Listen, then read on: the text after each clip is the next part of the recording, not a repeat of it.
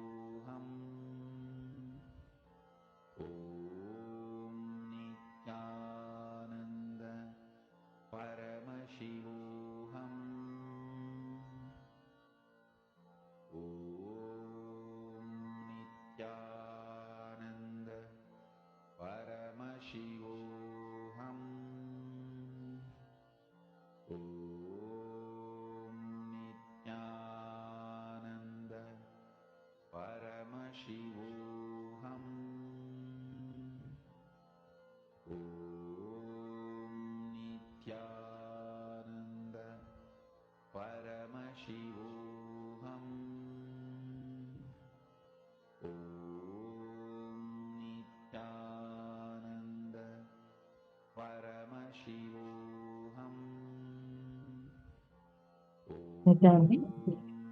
Hope all of you have started manifesting. Now, in the same space, let's all enter into the next session. We all are going to be learning a very important one: reason out, season out, hang out, chill out with Paramashivam.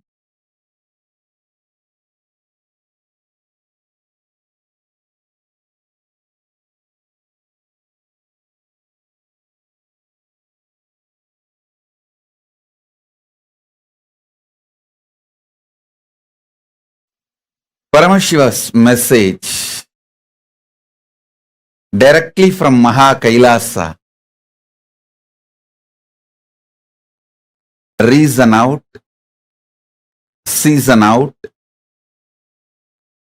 hang out, chill out with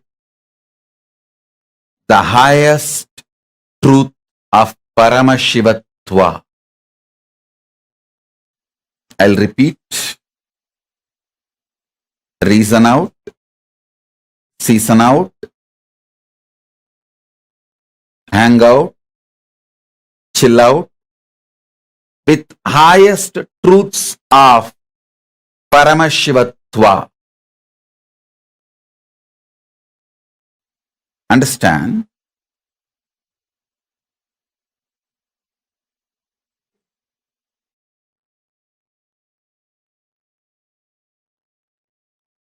Truths of Paramashivatva.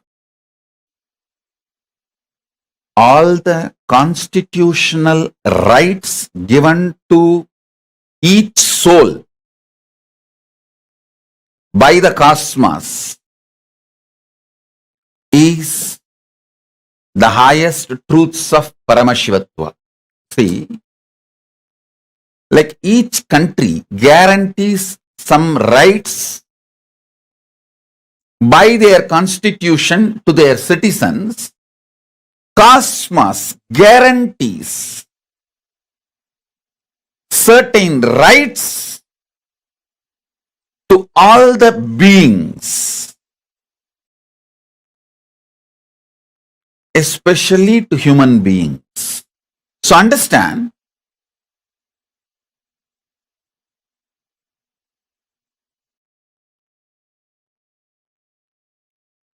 the first right, I call it as the first amendment. The first right cosmos gives you is to think, feel, experience, and live as Paramashiva, and to be treated by everyone around you, everything around you as Paramashiva. Listen, not only you have the right to think, feel, exist, experience, live as Paramashiva, you have the right, everything around you, not only human beings, even the nature around you, should treat you as a Paramashiva, and you have a right. Please understand, these are the fundamental rights guaranteed by the cosmic constitution to every being, especially to human beings, because the human beings are hardwired for these greatest truths. Reason out. When I say reason out, I mean continuously using your logic, rationality. See, power to rationalize, ability to logically analyze, ability to internalize, the power of Sankhya, the right reasoning, the right way of reasoning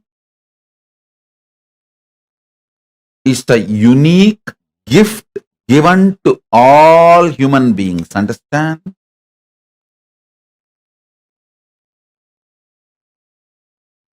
Just like two hands, two eyes, two ears, Paramashiva has given us a unique power called ability to rationalize, ability to logically come to a conclusion. And please understand, your ability to rationalize and ability to come to a logical conclusion is no way related to your so-called degrees, universities, education. No.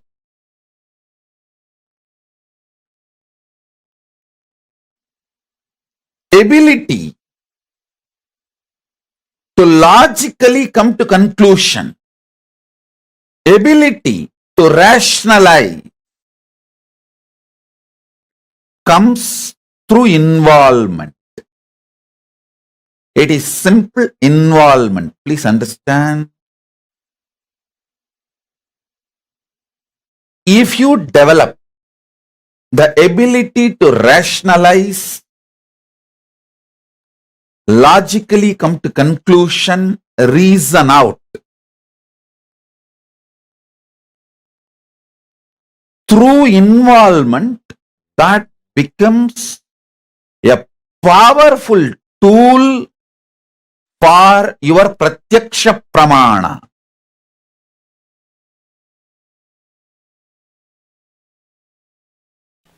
Isha vasyam idaggo sarvam yat kincha jagatyam jagat.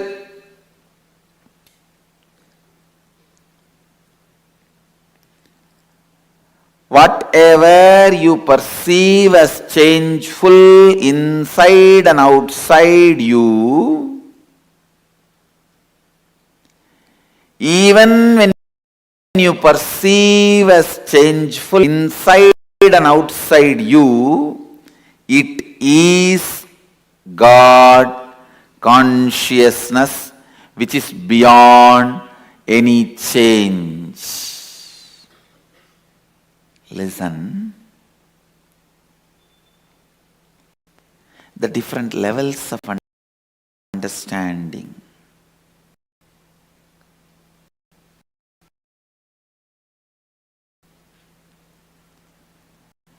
When thought flow in, when there is a change in outside also changes, called world. Yoga. Stop the movement inside you. Inside, when the movement stops, outside movement also, you will the world as consciousness. This is Tantra.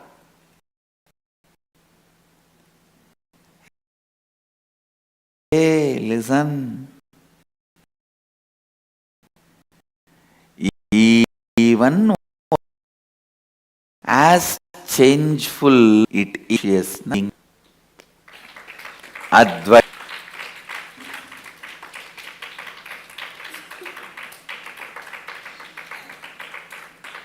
Listen. Your logic functions continuously in the form of thought, dividing to come to conclusion. Your emotion functions, including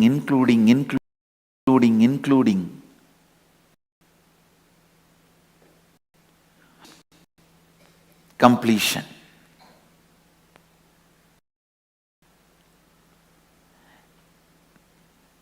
Only when the inclusion and conclusion each other, completion happens. People who sacrifice for the sake of illusion are poets. Can be amazing people, but can never be conclusive, practical. People who sacrifice inclusiveness for the sake of conclusion, amazing mathematicians. They will be amazingly conclusive, practical. You can't live with them, good husband or wife. They can be amazingly conclusive,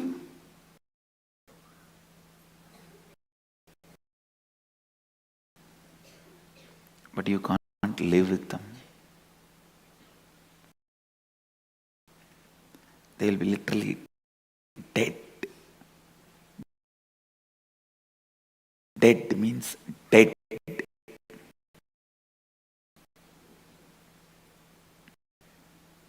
Dead. That will be much better. Dead. Where completely no life. Listen.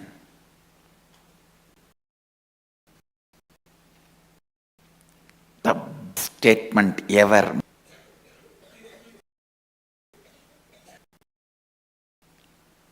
With the inclusiveness and conclusiveness is this one statement. Ishavasyam idaggun sarvam yatyan jagat.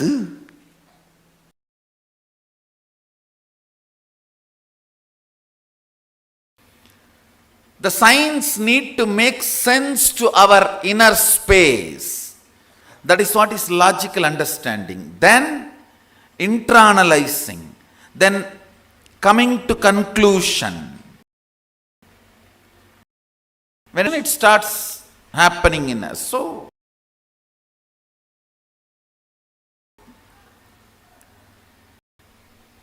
I was wondering to press such subtle, powerful thought current, words which always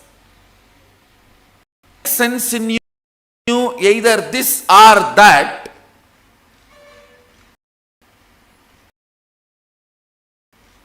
Understand these words have such big difficulty.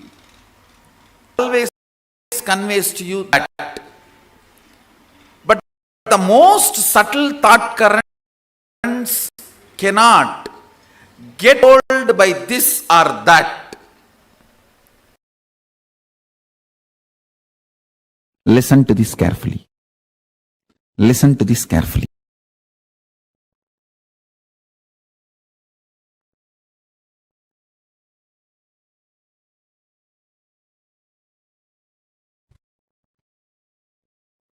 Even functioning in a understandable logic is a kind of a oneness. So Arunagiri Ishvara revealed this. It's a too subtle sacred secret. Listen. You can understand, if you understand this example, in the dream. Listen to this. In the dream, sometime you will know how the other person is going to act or react. You will be talking for yourself. You yourself will be internally thinking that this is the way he is going to act and exactly that's the way he will act. Actually, you are only acting as that person also. It is like a different balloons with the same air. If you have experienced this state which I am talking, you can understand what I am talking. If you just experience this state I am talking, where in your dream, you talk for yourself, you talk for the person about whom you are dreaming, both. if you have had the taste of that state, or sometime in the satsang, when you are sitting deeply connected with me, you just know the next statements I am going to utter. And you will literally think this is what Swamiji is going to utter. And exactly I will be uttering the same statement. If you have tasted that state, if you have tasted these two states, you can understand what I am saying.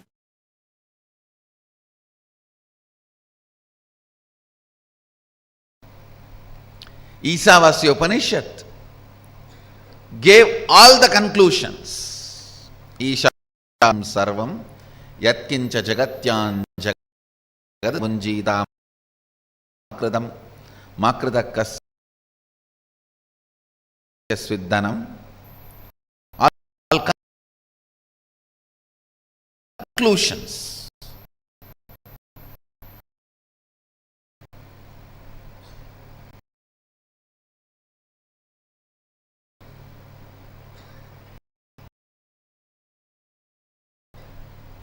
Ishavasya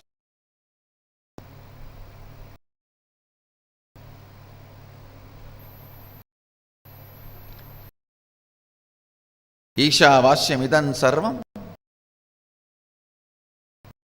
yatkincha jagat tena jitamakrita kasya sviddanam. Means that second conclusion, the relationship you with the universe is part of you.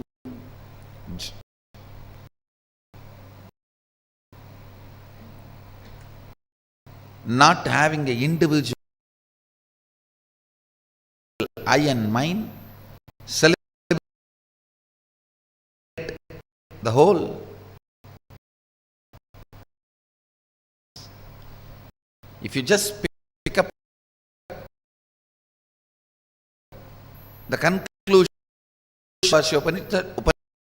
start living, cognize, you are done.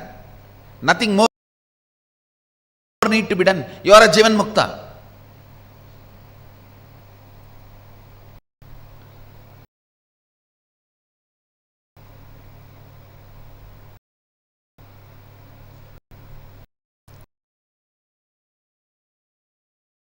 But you don't do it.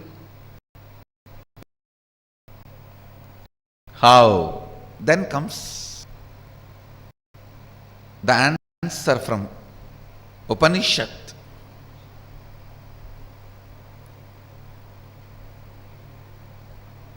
The Kenopanishad is a powerful thought current. I should say this because few more are presented in this. Powers. The first thought current presented in Kenopanishad is seeking. Keneshitam patati preshitam mana kena prana pratama iti yuktaha keneshitam vachamimam vad chakshushavu Bhakti.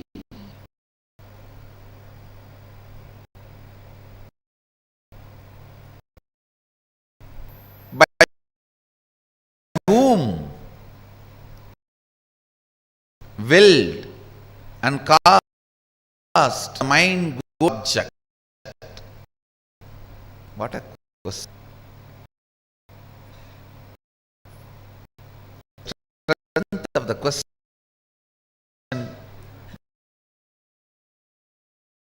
Person who is in front of you is a seeker or poker.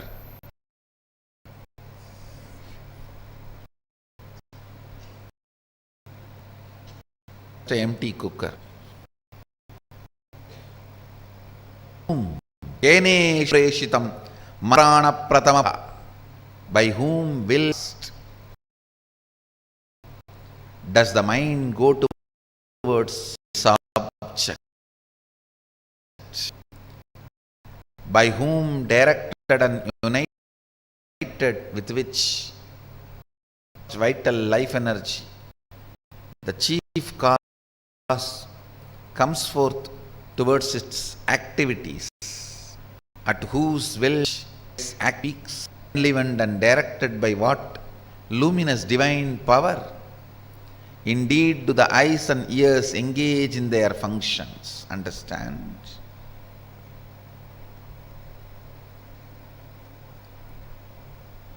The moment you remember you,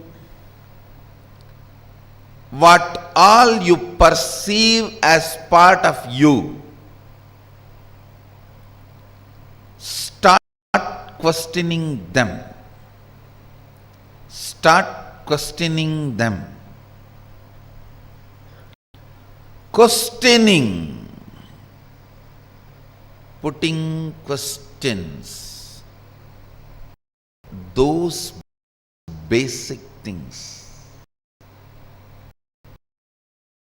Putting questions about those basic things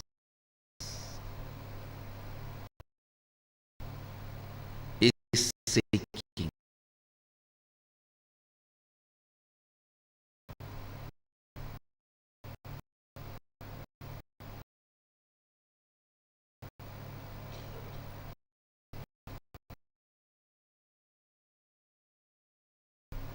Don't assume anything as answer for their questions are fools. People who understand their answers are the means. Understand, I do two things. Sometimes I give answers to their questions. Sometimes their answer. When you put a question, you answer in certain conclusions.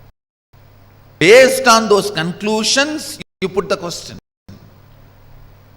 I question those. I question those answers you have.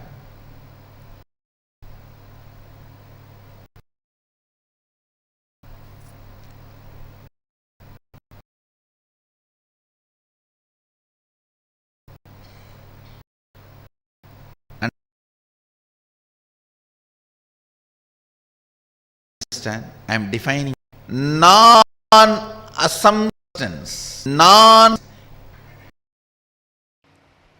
seeking is the love letter from your beloved who is living forever.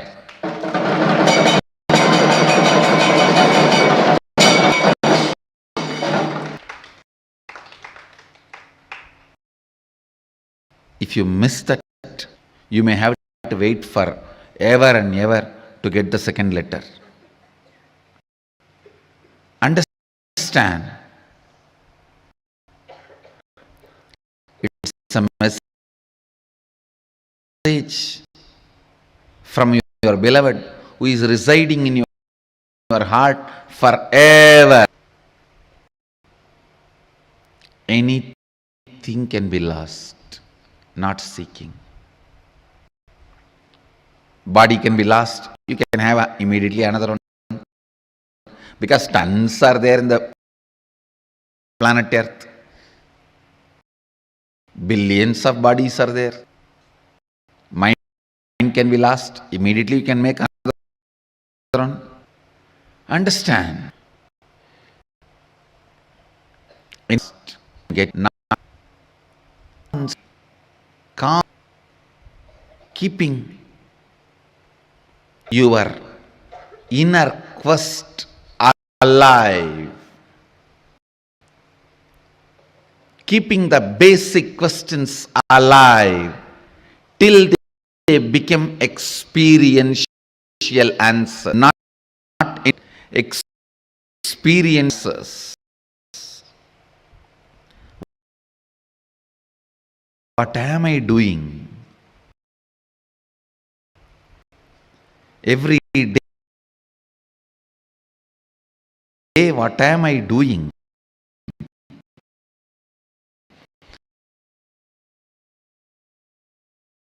What I am doing, is it exactly moving me, pushing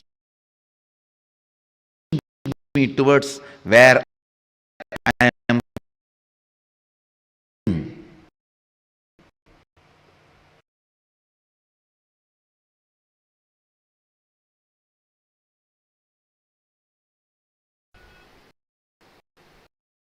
You are capable. Your seeking is powerful. Without any external support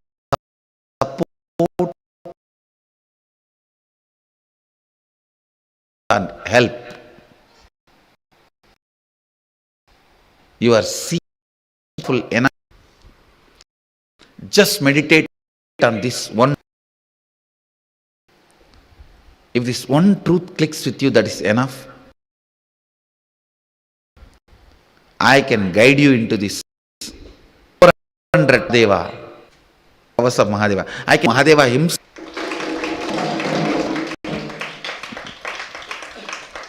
Just this one truth has to strongly click with you guys.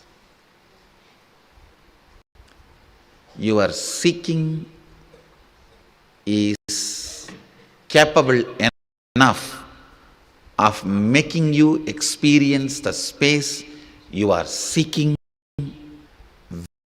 without external help, assistance, or input, by just its own intelligence.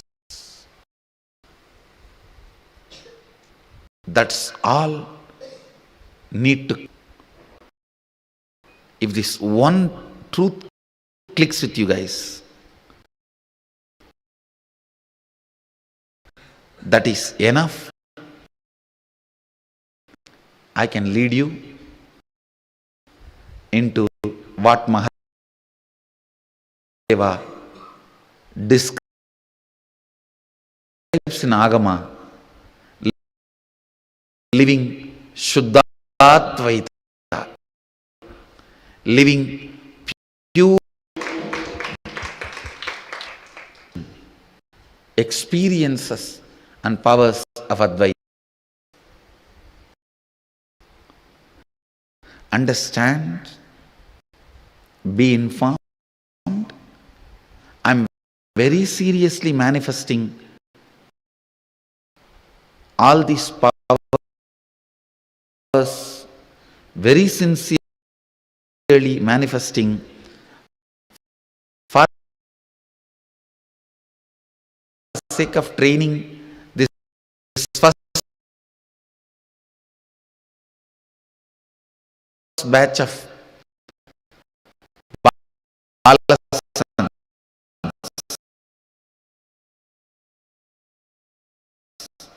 So I am opening the shop, experience all this.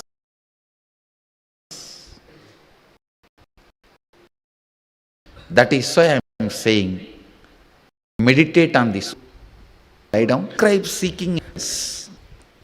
Start in as simple as when you look at the sky, what is there much beyond all the. It can simple question.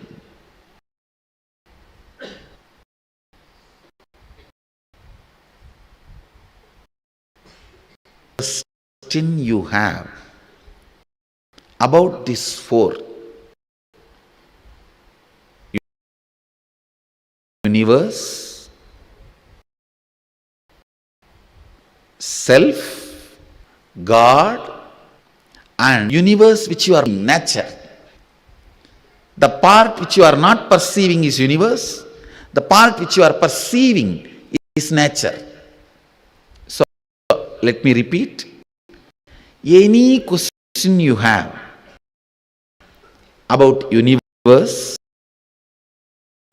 which you can't perceive, God,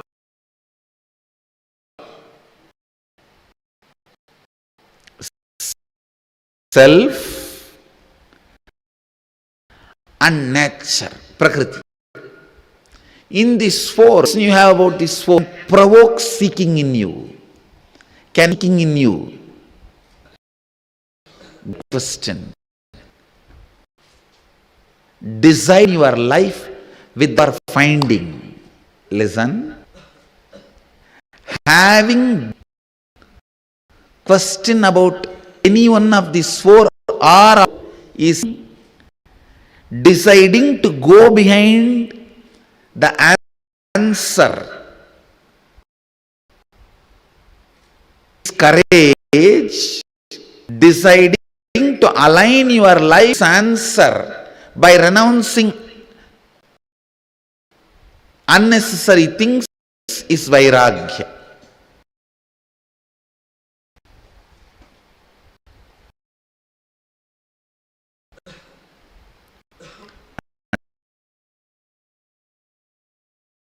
Understand?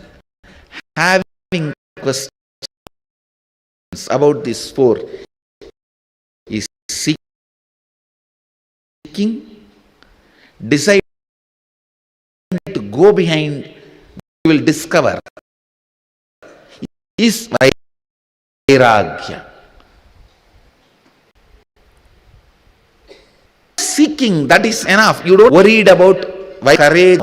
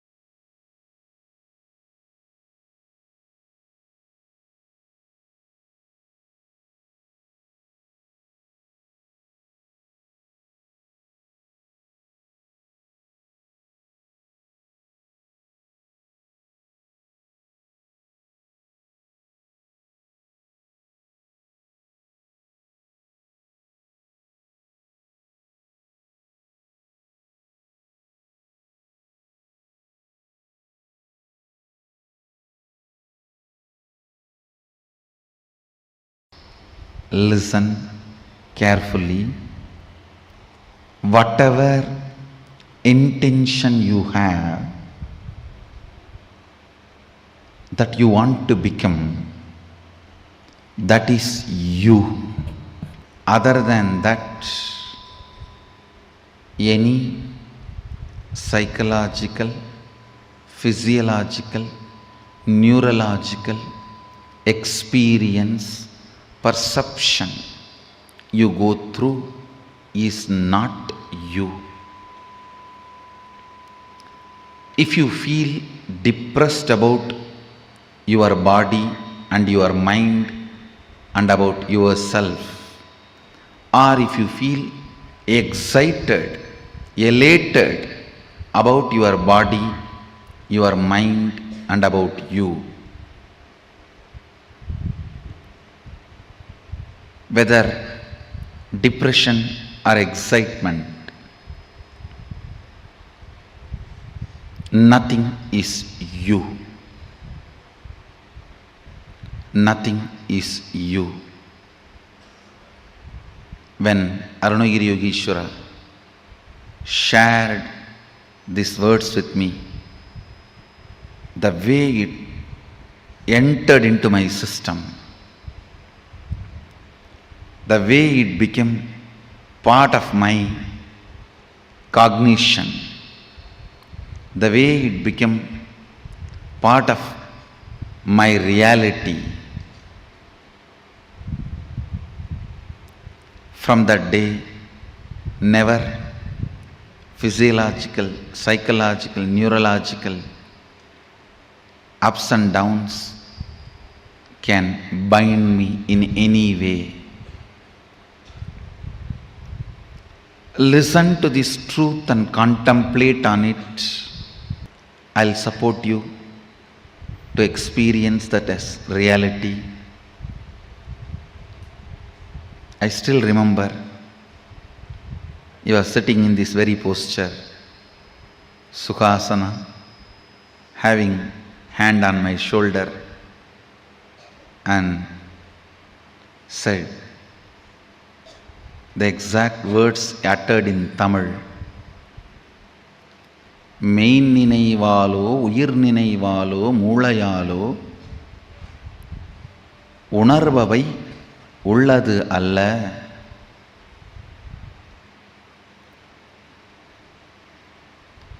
I know for sure, even if you are a Tamilian, you can't understand these lines because it is classical Tamil. I asked him, then what is me?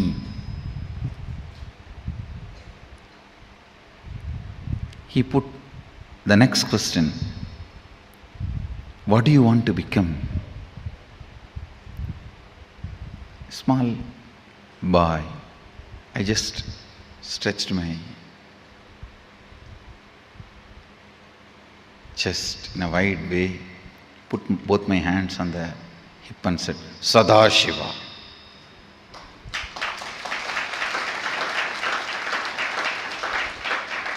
Whatever I heard from the temple lectures, satsangs, pravachans, books, that is what I know as ultimate. So I put both my hands on the hip and said, looking into his both eyes, said, Sadashiva. And already his hand was on my shoulder.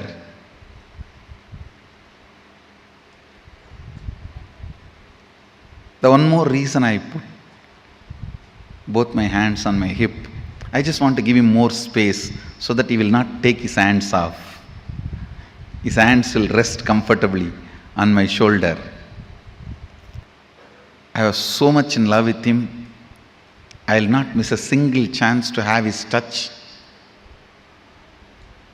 Whether he touches me or I get a chance to touch him. Already his hand was on my shoulder. He said, you are that.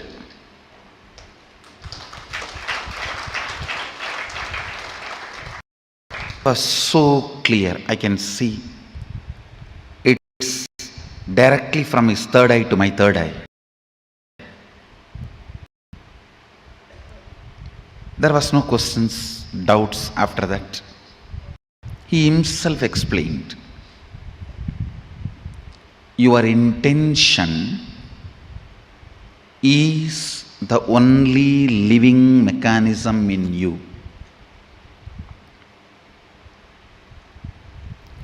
ஆஞ்ஞையே உனக்குள் இருக்கும் உயிர், ஆஞ்ஞையே உனக்குள் இருக்கும் கடவுள், அதுவன்றி வேறொன்றும் உன்னுள் உயிர்த்திருப்பதில்லை என்பதனால் உயிர்த்திருக்காத ஒன்று உயிருக்கு உபத்திரவம் தர இயலாது. Means your intention only is you, your intention, what you want to be is only God in you. Your intention is the only living mechanism in you. Other than your intention, everything else is matter in you. Because of that, the matter cannot disturb your intention, which is you. You cannot be controlled, affected by the matters in you.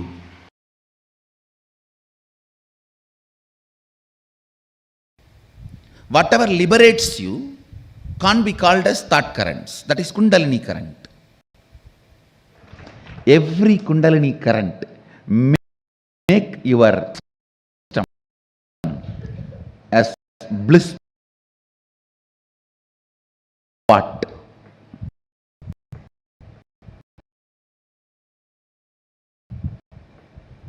Your whole blood, bone marrow, everything become such beautiful bliss over. What you strongly believe inside you as your fundamental right. Listen. Go through which I don't want in my life, just for that one thing.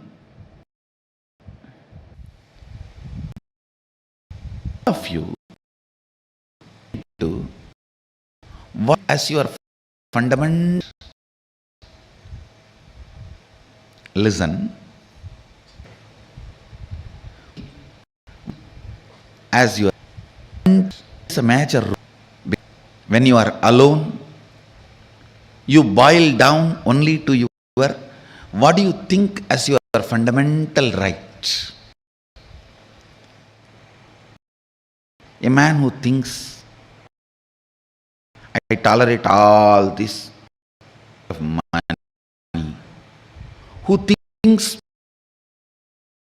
money is his fundamental pleasure, fundamental right, he will become rich. He will lead towards and he will become rich. Filled. Please understand, whatever you as your fundamental right, you equate that life. You are ready to bargain with your life to gain that. Sometime, yes from girlfriend, yes from a business proposal, sometime, yes for pleasure. Whatever you equate as your fundamental right in your life,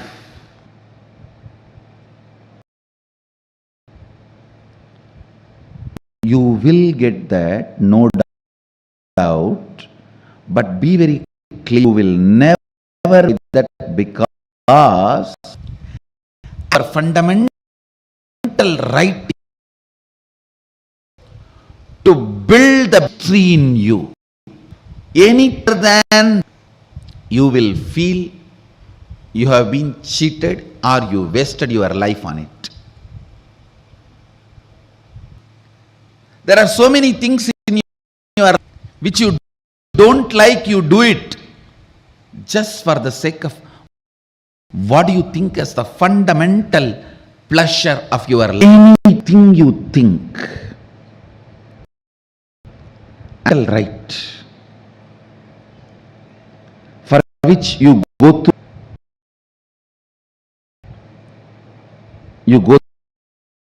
through in your life, that's money, name and fame, relationships, pleasure, you will, but by that which you equated your life, cheated by no money, power, no, even if it's miss or Miss Cosmos or Mr. Cosmos, no one can equate life. Understand? Your fundamental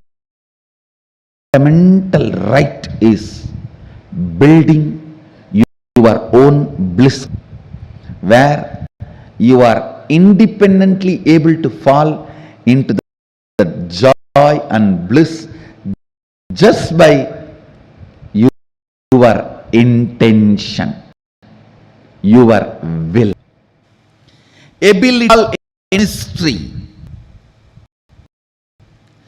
will independent of anything else, is your fundamental right.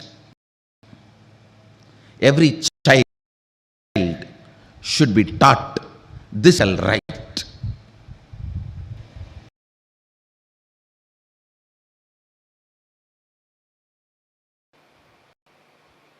I'll just connect and tell you clearly.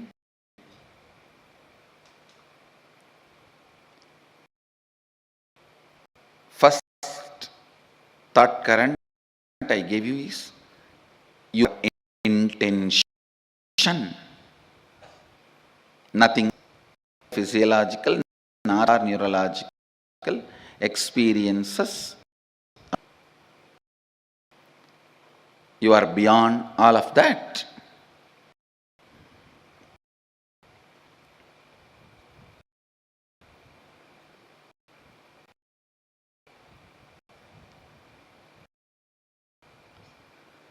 Now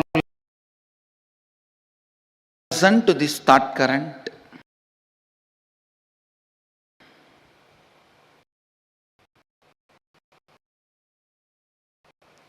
Everything your life is made of is your very expression. Everything your life is your very expression. Experientially,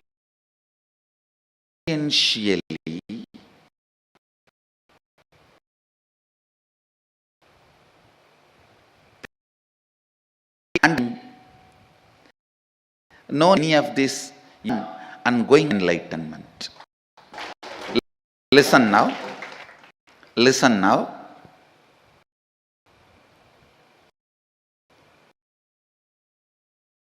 Now what I said is pure science.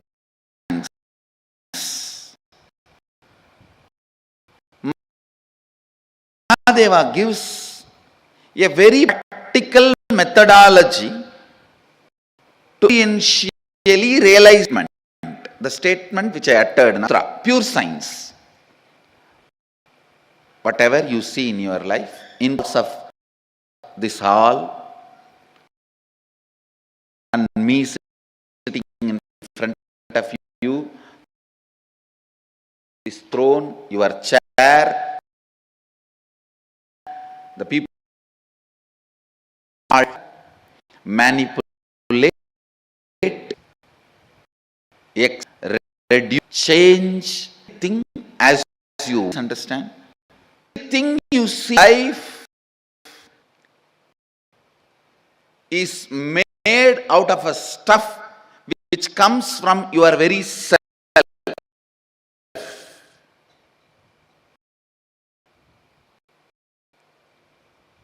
The waking and it is made. That material is from you inside, just like cobweb. It's from you manifested. Listen. Listen. How this can become our realization? How our realization? This thought current now which I said is a pure science. Now Mahadeva comes next to applied science. How to make that into reality for you, and how to use that in your day-to-day life. It's a very beautiful revelation.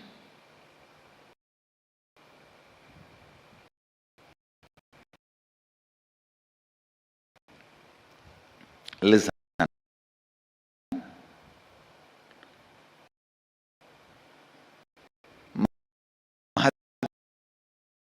Mahadeva says, period of Brahma Muhurta, the so-called state has not become 100% real for you. The dream state has not yet become 100% state for you, where you are just moving in between.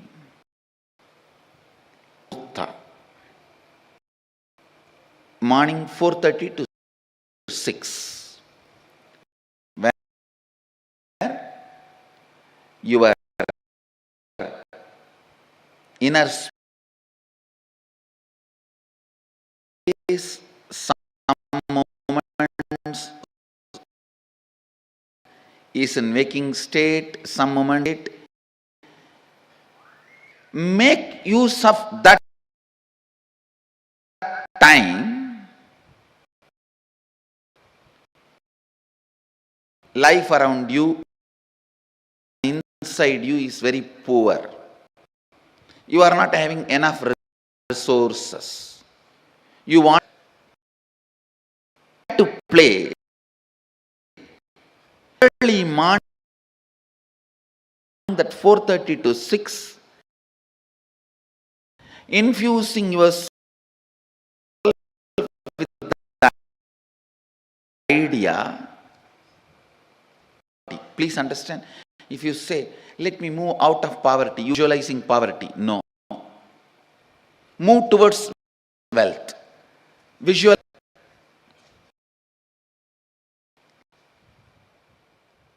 The first thing will happen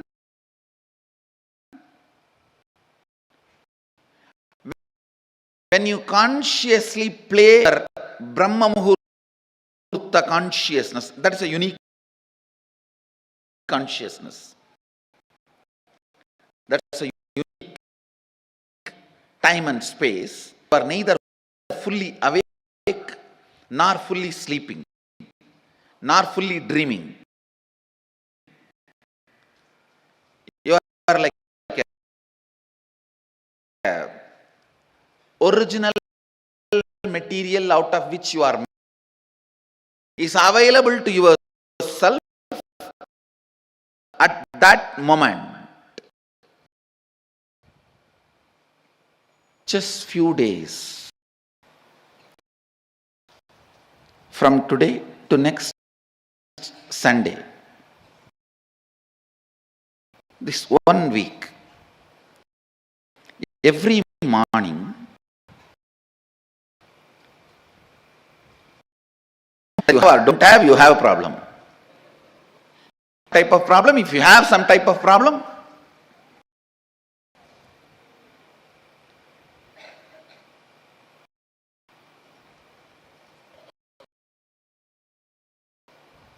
you can work on even your health. You can work on your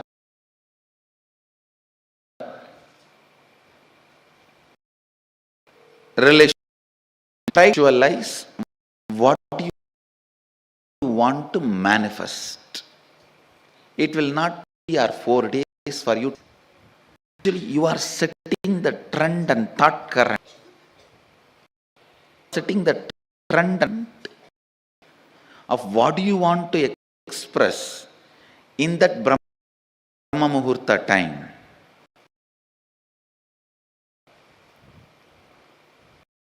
Sleeping that time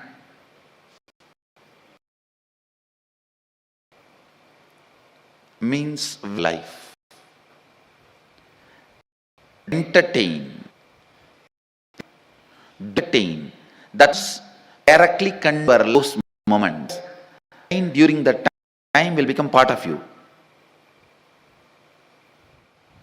Now play with this thought current, this Kundalini thought current. The first realization you will have is your whole life is not solid as you think. It is just liquid or semi-solid. Semi-solid. You can manifest around with it. That current is too important. Your physiological, psychological, neurological ups and downs are not means whether you feel sexually aroused or frightened and shrinking, filled with the excitement of that future victory, or shaken by the fear of future failure, all these are not you, but the material space, all this memory dances is you. The biology of this biomemory is you. Why are you biomemory, muscle in your biology and your muscles? Because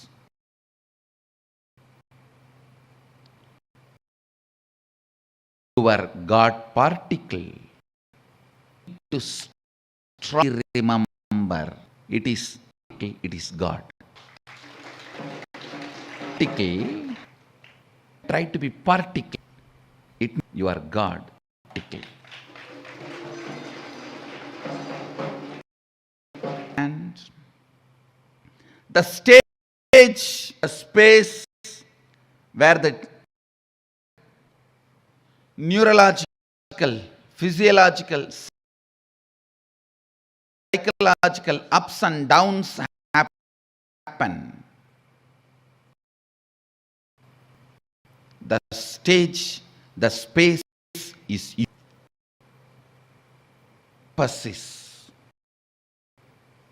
to remind your space of God. Please listen. You are not God, part God. Not aham, but you are Sadashiva.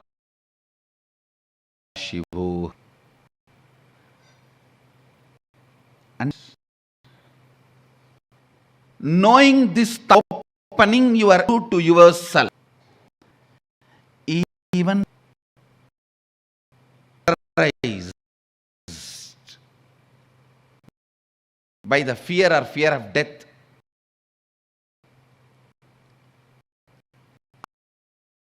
aroused with a sex or desire,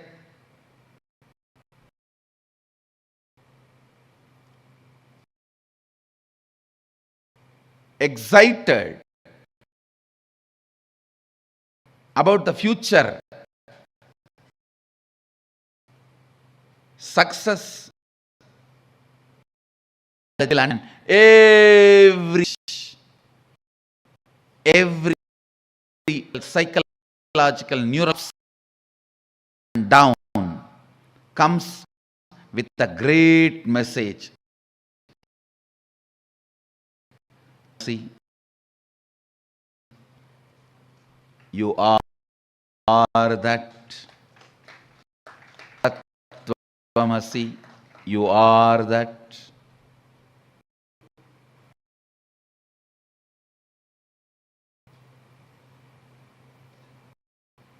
You are that. This is what I call perpetual completion.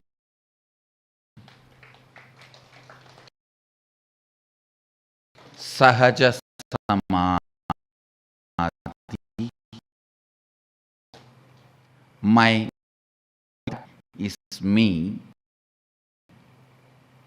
So, why am I allowing all this to happen me because they come with a message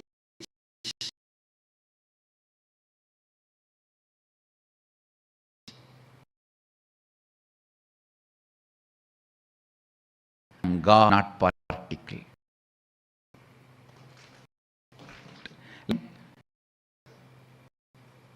You will see small needle by mistake. You go on getting into a fight unnecessarily. Everything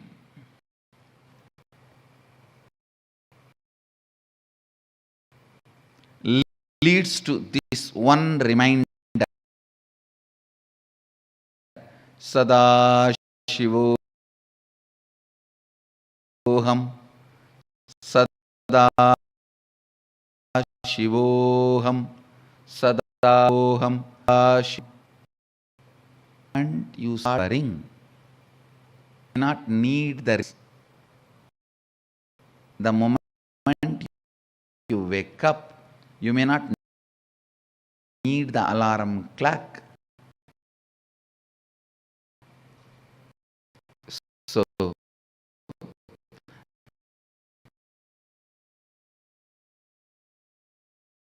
the moment you remember Sadashivoham,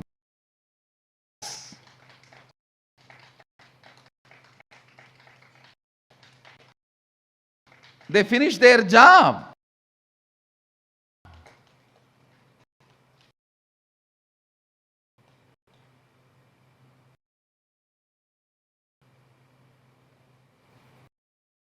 Back to you.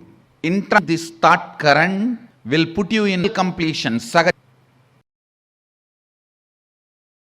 Only when the seeking enters, the life itself starts in you. Till then, whatever you may have, maybe style, but not understand.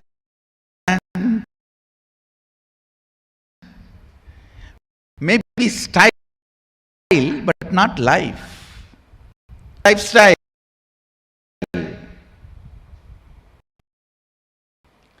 Seeking integrates you. Seeking evolves you. Seeking awakens you. Seek till the starts. Even you will not experience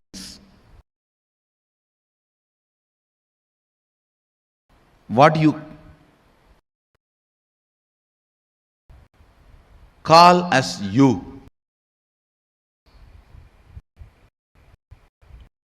By having only money. Poor who have only educated or educated only in schools. Seeking set standard, right expectation about life. All these words have no meaning till seeking enters into you. Till you start questioning your very existence. Till you start analyzing genesis of your identity. Till you start looking. Please understand, I am not saying till you find answers. No. Because seeking can never find answer. It can only find experience. A seeking, please understand, seeker finds answers. He finds only experience. Seeking actually awakens the seeker to his original state. Seeker never finds answer. He finds his its nature.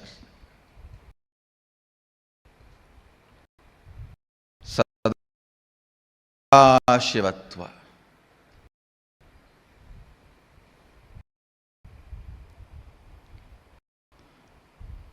Till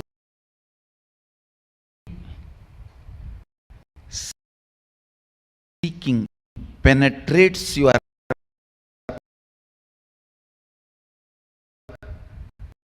thinking system, seeking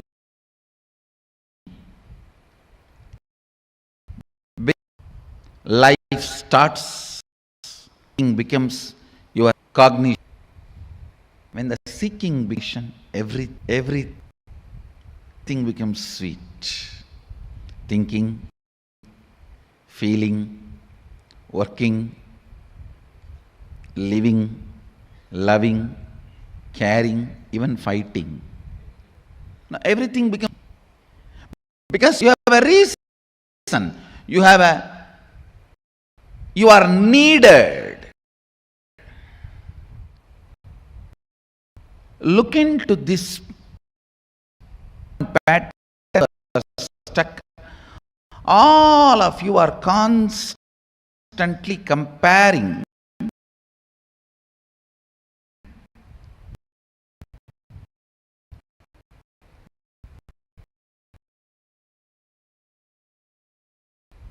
The lifestyle and thought current which develops that stupid. Your life's plus and minus. Surely kids' life has some plus which adult's life does not have, but that does not mean you can remain as kid forever. That is a disease. That is sickness. That is immaturity. Being childlike is different. Being childish is different. You are trying to be childish and you think your child is celebrated as cute. No. No.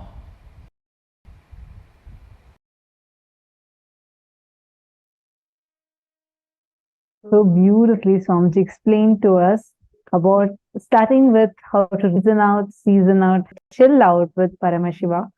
And Swamiji explained to us about how to have this 5 Kundalini thought currents in us. And how these thought currents that we carry inside us. You may be feeling like extremely high or extremely low. Your neurological, your physical, physiological, psychological, neurological ups and downs are not you. But you are the stage in which the whole thing is happening. I mean, every cognition was so supremely powerful and empowering. I request all of you to take a few minutes and just write down the clicks you got from this session. And with this, we are coming to the conclusion of today's program. And how was today's sessions?